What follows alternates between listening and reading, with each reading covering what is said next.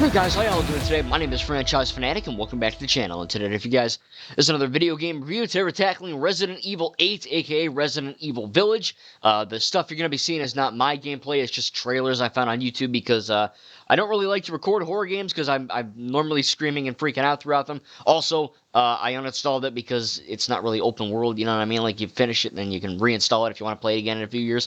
So that's why you're seeing it. But Resident Evil 7 Biohazard is one of, if not my favorite horror game ever. I mean, I didn't play a whole lot of horror games. I'm not going to say that I played every single one of them, but I really, really freaking I lived Resident Evil Biohazard. I thought it was a really, really good game. Very scary, very intense, very gory, very just everything you'd want from a horror thing is here in freaking droves, man. It was awesome. And then you get to Village, and I never played it until recently, and I got the Series X version. It was great, ran fluid 60 FPS, really great graphics, really, really, really good graphics. And the story is, again, a direct sequel to Resident Evil 7, so if you do want to play Village, I do recommend you playing through Resident Evil 7 first so that you know what's going on, all that fun stuff. But the gist is, I'm not going to ruin it, but the gist is that Ethan Winters is back, his wife Mia is back, and they have a girl named Rosemary, and stuff hits the fan, and Rose goes missing, and Ethan has to look for Rose in a kind of Transylvania-esque type, area where, like, instead of, like, the molded and the infected guys and the Baker family from 7, you have, different werewolves called Lycans, and you have the different areas, different, like, founders, I guess, of, like, this castle. You got Lady Dimitrescu or whatever. You got some crazy doll. You got some weird hunchback goo dude, and then you have Heisenberg, who, like, controls metal. So throughout the house and the area, each kind of, section of the map. It's not really open world, but the different kind of areas in this, you can kind of freely roam around. And, it's like Resident Evil 7 where you can, break boxes, collect ammo, collect what have you.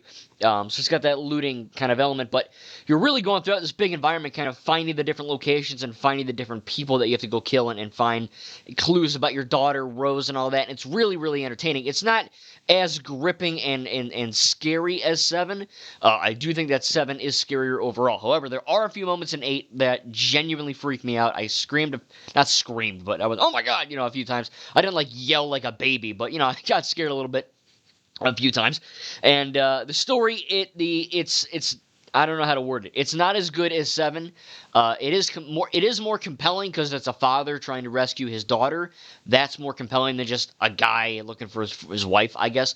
But at the same time, you have this element to it where it's like, okay, this is not so good because you're being hunted by all these people. And the bad thing about it is that there are different locations throughout the map where you can go, and it's very, like, some of them are more terrifying than others. So the bad part is that one isn't as terrifying. One's more puzzle-based. One of them is really effing terrifying. I'm not going to ruin it, but if you know what I'm talking about with the doll chick, you know what I'm talking about. And it wasn't very good. But in terms of the story itself, it is a bit more cringy. The writing isn't as strong as 7. Neither is the voice acting from Ethan. I don't know if they got a different guy, but it just isn't as good. It's a little more cringy, a little more corny. And that's the point, because the whole, like, you're in Transylvania, basically, and, like, snowy castles and, this really tall woman, and then you got, like, a doll and some hunchback goo guy and then a guy that controls metal. So obviously it's not as, grounded, so to speak, as just the Baker estate, or not as slow, right? There's a lot of opportunities in this game where you're going to be getting weapons and you're going to be getting knives and all that. And I will admit, I did cheat and I got the lightsaber. Yes, there is a freaking lightsaber in this game, and I got, like, a really powerful assault rifle, so I was just blazing through it, man. So look, it is a very much combat-inspired game compared to 7. There is combat in it, but I do feel that Resident Evil 8 is a bit more combat-focused, and that's not a bad thing. It just feels at times, okay, I'm not as, wounded, or I'm not as vulnerable to this kind of stuff. It's like, okay, I have a freaking lightsaber and an assault rifle and a shotgun. Okay, so I'm clearly doing all right. I didn't die once the entire game. That's not to say I did play on easy just so that I can get through it. I didn't want to spend, like, super amount of time dying. I just wanted to kind of enjoy the story, so I played on easy. I didn't die once though. And that's not to say it was bad or anything, but it did feel a bit different because, again, I wasn't dying a whole lot compared to 7. But there are some good scares, and the thing that really, really, really made me love it was just the fun factor. Yes, it's a horror game, but you get the hot tall lady and the doll and the goo guy and the metal guy. They're all different, and each location is different, and the enemies are different, and the backtracking is cool because you got to go loot some places, and there's this really fat guy who's like a vendor, and he's like, "Oh, Mr. Winters, upgrade your arsenal," and you just kind of pay him money that you find throughout the world, and you can upgrade things. So that's really cool. Very addicting game, very fun. And again, it took me maybe 8, 12, 13 hours to beat.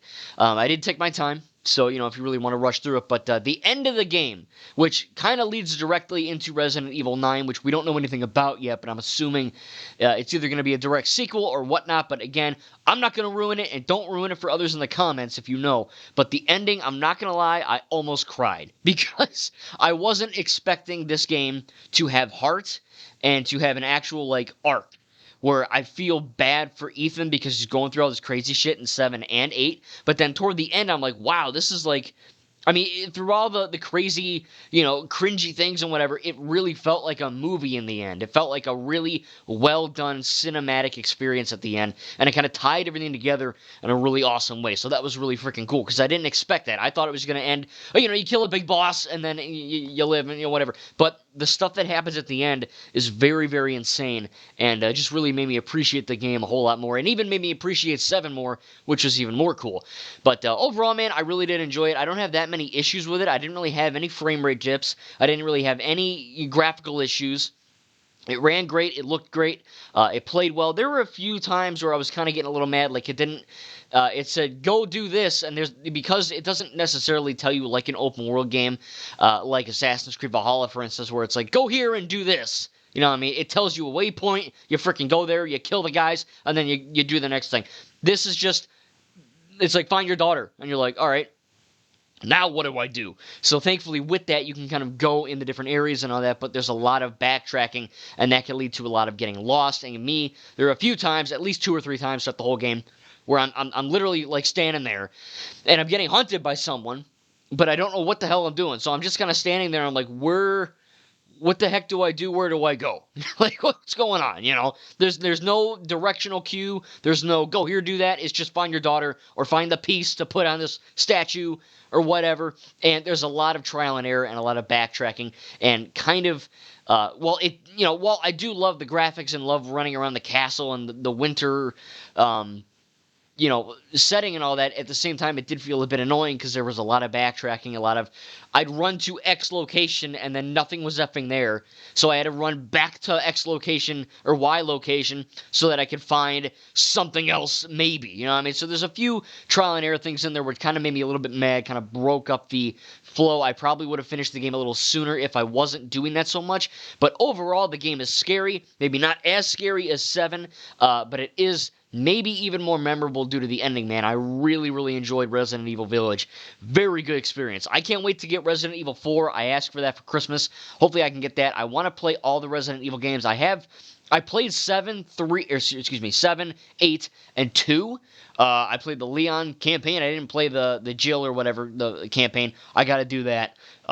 So I want to do all the Resident Evil games, as many as I can. I hear they're remastering more, but I want to see a Resident Evil 9. I want to see what happens at the end of Village. I want to see what happens next, because let me tell you, man, maybe not as scary, and it is more of an action-packed game than 7, where you're a little more less vulnerable feeling, but it is super freaking fun. I really had a good time, and it's just a blast to play, and by the end, it really made you feel like, wow, okay, this is like a big thing from not only this game, but also 7. It's very fun. It looks great. It ran great. I really don't have that many issues, apart from sometimes you can backtrack and get lost and just kind of waste your time, so to speak. Even though the game does look good and it's tense, even though I had a lightsaber, it was still tense, you know what I mean? Because, I don't know, it's a horror game. Like, you crank the volume up, you play at night, it's pretty effing terrifying. Even if you have a lightsaber and a shotgun, it still is pretty terrifying nonetheless. So I had a great time with Resident Evil Village. Tell me down below in the comments what your favorite Resident Evil game is. Which ones have you played? Which ones do you need to play? And what do you think about Village? Tell me down below without ruining it for others. Thank you guys, and we'll see you in the next video.